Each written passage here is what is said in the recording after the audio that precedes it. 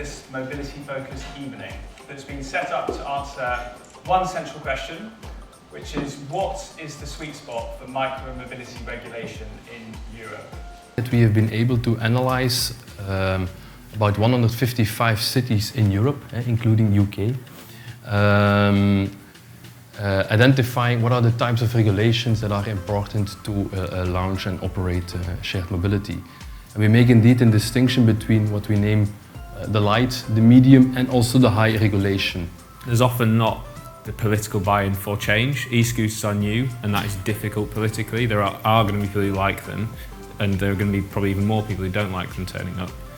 But revenue shared, if you've got council officers who want to make change, getting that political buy-in can be done through revenue share.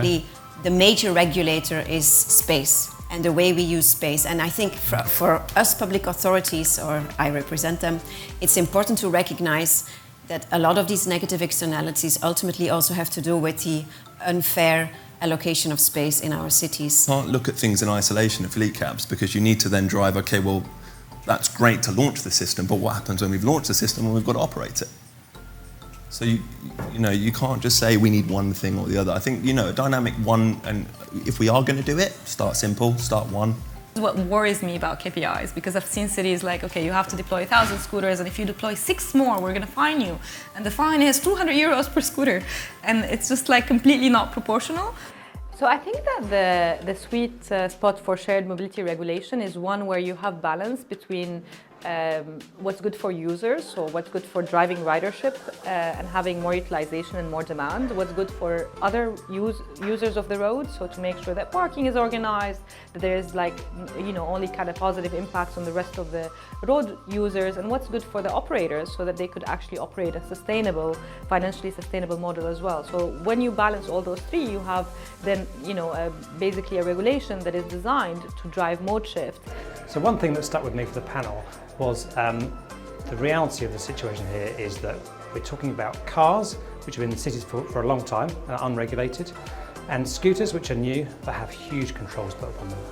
Describe the shared micromobility industry in one word: an enigma. I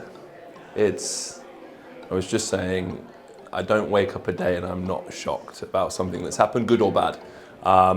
And I've been doing this now for 9 years. So this event on regulation for micromobility is really instrumental because I represent cities and regions with Polis, and we believe that innovation needs to be governed to make sure it's aligned with public policy goals. Key lesson of the Deloitte Bolt study is that we made an analysis across the different regulations for 155 cities. And what came out is that 2/3 of them are using light and medium regulations, having almost no regulations or a memorandum of understanding of permits, but not having a hard regulation, meaning tender procedures.